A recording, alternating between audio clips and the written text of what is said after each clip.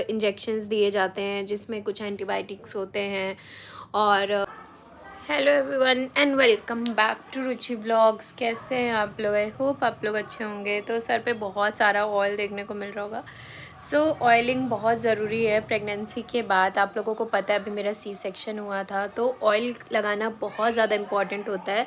तो मैं सबको सजेस्ट करूँगी कि आपकी जिसकी भी डिलीवरी अभी हुई है या होने वाली है, तो 1 महीने तक ये बात का ध्यान रखना कि आप ऑयलिंग अच्छे से कर रहे हो, क्योंकि प्रेगनेंसी के बाद हमारे बाल इतने ज़्यादा झड़ते हैं ना कि अगर हम ऑयलिंग नहीं करेंगे तो वो बाल जितने जो गिर रहे होंगे नॉर्मली जो गिरते हैं उससे ज़्यादा गिरने लगेंगे। तो बहुत सारा ढेर सारा ऑयल लगा के रखना होता है। तो अभी जस्ट मेरी मालिश हुई तो मैंने अभी ऑयलिंग करा ली अच्छे से, और यहाँ पे मैं पिस्वा पी रही थी। तो बहुत सारे लोगों का ये मन में रहता है, जैसे जिनका ऑपरेशन होने वाला होता है, कि कैसा होता है, क्या होता है। तो आज हम इसी के बारे में बात करने वाले हैं कि ओटी के अंदर हमारे साथ क्या क्या होता है, ऑपरेशन के पहले क्या होता है, ऑपरेशन के बाद क्या होता है, और ऑपरेशन कैसे होता है। तो उस पूरे टॉपिक पे आज एक अच्छा खासा आपको वीडियो मिलने वाला है। तो सबसे पहले चैनल पे नए हो तो चैनल को सब्सक्राइब कर देना, क्योंकि सी सेक्शन से जुड़ी बहुत सारी बातें, डिलीवरी से जुड़ी, बच्चे से जुड़ी, प्रेगनेंसी से जुड़ी बहुत सारे सवालों के जवाब आपको इस वीडियो पे, इस चैनल पे मिल जाएंगे। और बहुत सारी चीज़ें जो आपके मन में सवाल होंगे वो भी मिल जाएगा, क्योंकि अभी मेरी रिसेंटली सी सेक्शन से डिलीवरी हुई है। उससे पहले जो डिलीवरी थी फर्स्ट बेबी, वो भी मेरा सी सेक्शन से हुआ था।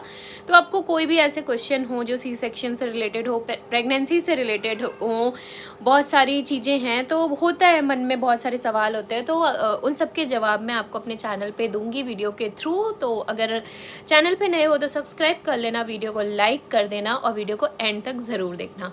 तो चलो शुरू करते हैं ओटी के एक्सपीरियंस के बारे में। ओटी में जाने से पहले आपके साथ क्या क्या होता है। तो ओटी में जाने से पहले जब आप ऑपरेशन थिएटर में जाने वाले होते हो, उससे पहले 1-1.5 घंटे का कुछ प्रोसेस होता है जिसमें लगाया जाता है, आपको यूरिन पाइप लगाई जाती है, और भी बहुत सारी चीज़ें होती है। कुछ मेडिसिन दिए जाते हैं, बहुत सारी चीज़ें जाते हैं जिसमें कुछ एंटीबायोटिक्स होते हैं, और वो जो डीएनएस होता है वो चढ़ाया जाता है, जो उसके बाद फिर, ताकि हमारे, क्योंकि जो लिक्विड होता है वो हमें ऑपरेशन के करीब 4-5 घंटे पहले से ही देना बंद कर दिया जाता है। डॉक्टर्स बोलते हैं जब आप एडमिट होने वाले होते हो, और अगर इमरजेंसी सी सेक्शन होता है तो 2-3 घंटे पहले से कोशिश करते हैं डॉक्टर्स कि वो बंद कर दे, आपका खाना पीना सब बंद कर दिया जाता है। और आपको जो लिक्विड होता है वो चढ़ाना स्टार्ट कर देते हैं, वीगो के थ्रू आपको स्टार्ट कर देते हैं। और कोई भी खाने पीने की चीज़, यहाँ तक कि पानी भी नहीं अलाउड होता है ऑपरेशन के 1 से 2 घंटे पहले तक। मेरी मम्मी ने पूछा था, मुझे बहुत प्यास लग रही थी, तो मम्मी ने पूछा था कि मैं पानी दे सकती हूँ क्या। तो डॉक्टर ने बोला कि नहीं, अगर आज आपने अभी पानी पिला दिया तो आज का सी सेक्शन कैंसिल हो जाएगा, फिर हम आज नहीं करेंगे। तो ये बहुत कुछ इंपॉर्टेंट चीज़ें होती हैं जो डॉक्टर्स शुरू कर देते हैं ऑपरेशन के 1-2 घंटे पहले से ही फॉलो करना। और उसके बाद आपको जैसे ही ओटी के अंदर ले जाते हैं तो वहाँ का नज़ारा बिल्कुल अलग होता है, एकदम से अलग होता है। तो बहुत इंपॉर्टेंट चीज़ें जो होती हैं, पहली बात तो जब आप सी सेक्शन के लिए जा रहे हो, पूरे होश हवास में हो, आपको पता है आपका ऑपरेशन होने वाला है, आपकी 8 लेयर जो है वो कटने वाली हैं, एकदम अंदर से ऐसा डर सा लगता है, घबराहट हो रही होती है। और जब ओटी में मैं जा रही थी तो वहाँ पे चारों तरफ मशीनें लगी होती हैं, पूरी मशीन लगी होती है, और एक ऐसे टेबल होती है ब्लू कलर का, ऊंची सी ऐसे टेबल थी। तो उस पे मुझे बोला कि आप लेटो, और जो मेरा यूरिन बैग था वो साइड में टांग दिया, और बॉटल जो होती है वो लगा दी साइड में, और मुझे लिटाया। फिर मेरे फिंगर्स में ऑक्सीजन की, बीपी की, वो जो लगते हैं वो सारी चीज़ें वो सब लगा दी, और वो सब टीवी पे शो होने लगता है। वहाँ पे एक लगी होती स्क्रीन जहाँ पे आपका ऑक्सीजन लेवल, आपका बीपी, ब्लड प्रेशर लेवल, ये सारी चीज़ें सब उसमें दिखने लगती हैं। उसके बाद एनेस्थीसिया के डॉक्टर होते हैं ओटी में, बच्चों के डॉक्टर होते हैं, जो आपके बच्चे को होते ही वहाँ पे चेक करा जाता है। नर्सिंग स्टाफ होता है, डॉक्टर जो आपकी गायनेक होती है वो होती है, सर्जन जो सर्जन होते हैं वो, तो मतलब बहुत सारे उनकी टीम होती है, करीब 8 से 8 लोग होते हैं। तो वो सब आपस में बात कर रहे थे। और मेरे सामने ही जो इक्विपमेंट्स होते हैं, जो उनके ऑपरेशन के सीज़र और ये सारी चीज़ें सब, एक साइड में बेंच थी जिस पे ग्रीन कलर का ऐसे कपड़ा पड़ा था, उसके ऊपर सारी चीज़ें रखी हुई थी, जैसे कि उनकी जो सीज़र्स वगैरह होती हैं, जो भी उनके ऑपरेशन के इक्विपमेंट्स होते हैं, सब उस पे रखे हुए थे।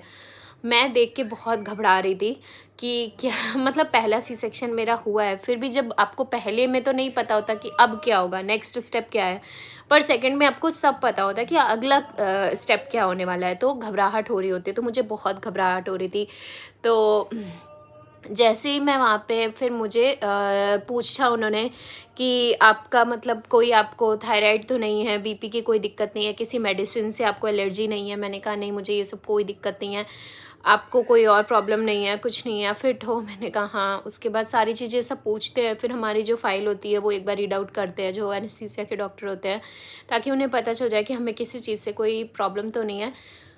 फिर मेरी आँखों पे पट्टी लगाई और मेरे को बोला कि बैठ जाओ। तो मैं बैठी, और जो हमारा नीचे का पूरा कपड़े होते हैं, सिर्फ हमें यहाँ तक के कुछ हॉस्पिटल का ही कुछ कपड़ा होता है जो हम यहाँ तक पहन के रखते हैं, आधा तक सिर्फ ये ब्लाउज़ जितना, और हमारे नीचे जितना भी कपड़े होते हैं वो सब उतार दिए जाते हैं, और वहाँ पे एक बेडशीट डाल देते हैं एनेस्थीसिया लगने से पहले, जो इंजेक्शन। फिर यहाँ पे एक बेडशीट थी, और ठंड का टाइम था तो ओटी में ब्लोअर चल रहा था, मुझे याद है। और फिर मेरे को ऐसे यूँ बिठाया और बोला कि ऐसे बैठ जाओ हल्का सा झुक के, ताकि वो इंजेक्शन हड्डियों में लगा पाएँ। एनेस्थीसिया का जो इंजेक्शन होता है, सबसे ज़्यादा जो होता है ना, वो मतलब वो एक्सपीरियंस ओटी का एक अलग होता है। मैं तो यही सच में सल्यूट करती हूँ जो लोग सी सेक्शन को एकदम हल्के में लेते हैं। बहुत सल्यूट है उन मॉम्स को जो वहाँ तक पहुँचती हैं। सच में आप मतलब जब वो रात, जो पहली ऑपरेशन की रात होती है ना, हॉरिबल होती है। मतलब मैं क्या बताऊँ, वो जब किसी के साथ होता है ना, वो तभी वो दर्द समझ सकता है, नहीं तो वो दर्द नहीं समझ सकता। तो मेरे को बोला कि आप लेट जाओ, वो मतलब बैठो। तो मैं बैठी, और मेरे को यहाँ पे ऑक्सीजन लगा दिया था। ऑक्सीजन लगा देते हैं आपको, और ताकि कोई भी ऑक्सीजन की कोई कमी ना हो। ऑक्सीजन लगा दिया, पट्टी बांध दी आँखों में, और यूँ बैठने बोला। और जैसे ही मैं बैठी, मेरे को इंजेक्शन लगाया, उसके बाद मुझे समझ सब आता है, पर आप आधे होश में रहते हो, मतलब अनकॉन्शियस रहते हो, आप चाह के भी बोल नहीं सकते। उसके बाद फिर मेरे को जैसे इंजेक्शन लगाया, तुरंत उन्होंने अपनी टीम को बोला हेड डाउन, मतलब पेशेंट का हेड नीचे करो, और वो जो बेंच होती है उसको यूँ नीचे गिरा देते हैं आधा। और फिर मेरा सर ऐसे था, मतलब मैं आधी नीचे। उसके बाद 5 मिनट के अंदर अंदर वो लोग ऑपरेशन हो जाता है, और फटाफट बेबी बाहर निकालते हैं। मतलब ऐसा फील होता है कि जैसे चींटियाँ पेट पे चल रही हैं, ऐसा मतलब आपको हल्का हल्का लगेगा, क्योंकि पूरा सुन्न हो जाती है बॉडी, यहाँ से यहाँ तक आपके हाथ पैर में क्या हो रहा है क्या नहीं, ना आप पैर हिला सकते हो, ना आप कुछ कर सकते हो। ये चीज़ आपका कुछ भी हो रहा है आपके नीचे, आपको कुछ पता नहीं चलेगा। चद्दर हटाते हैं जो बिछी होती है, और वो कट करना शुरू करते हैं। आपको ऐसा एक कोई लोशन टाइप कुछ लगाते भी हैं, क्लीन करते हैं, क्या करते हैं पता नहीं, मुझे दिख तो कुछ भी नहीं रहा था, फील हो रहा था। तो उसके बाद यहाँ पे ऐसे ही कुछ फटाफट होता है, जो भी ऑपरेशन वगैरह कट वट किया। उसके बाद बेबी को निकाला, और बेबी निकाल के ऐसे मेरी पट्टी हटाई। डॉक्टर ने बोला कि बेबी गर्ल हुई है, your family is complete now. बस मैं चाह रही थी कि अपनी इमोशन को एक्सप्रेस करूं, खुश हूं, तब तक फिर पट्टी लगा दी, और मैं फिर बेहोश।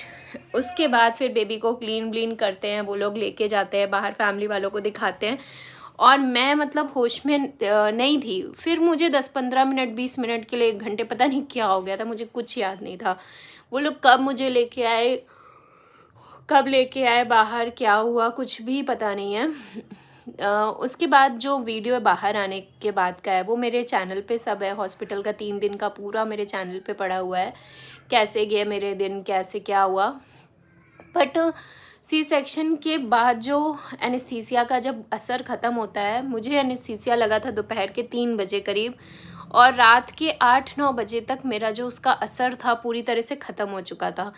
उसके बाद जो दर्द शुरू हुआ है ना, वो एक हॉरिबल, मतलब वो पेन मैं बता भी नहीं सकती, इतना भयानक दर्द, इतना भयानक कि यूँ करवट नहीं ले सकती, यूँ करवट नहीं, ऐसे नहीं हो सकती। और जो सुबह फर्स्ट वॉक करवाते हैं, ऐसा लगता है प्राण निकल जाएंगे, सीरियसली ऐसा लगता है कि गई, अब गई जान तब गई। और फ्रेश होना, यूरिन पास करना, तो बहुत सारी चीज़ें होती है। अभी भी मेरे पेट में दर्द होता है। कल अभी मैंने पेन किलर का दोपहर में खाई है, 15 दिन तक दवाइयाँ चल रही हैं पेन की। और मतलब सी सेक्शन को इतना हल्के में नहीं लेना चाहिए और इतना ईजी नहीं है। दोनों ही डिलीवरी बहुत टफ़ है अपनी अपनी जगह। तो मुझे बहुत बुरा लगता है जब कोई बोलता है कि ऐसे नॉर्मल कराती तो पता चलता। गाइज़, जिसका होता है ना उनसे पूछो कि कितना कुछ सहती हैं लड़कियाँ। दोनों ही मॉम्स को सल्यूट है, बट लोग नहीं समझते।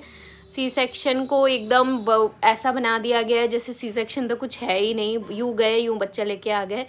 तो कोई भी डिलीवरी इजी नहीं होती है, इसलिए प्लीज़ रिस्पेक्ट मॉम्स। और उम्मीद है आपको ये वीडियो पसंद आया होगा। मेरा पर्सनल एक्सपीरियंस है ऊटी का, तो आपको पसंद आया होगा। Thank you for watching. Do like, share and subscribe my channel.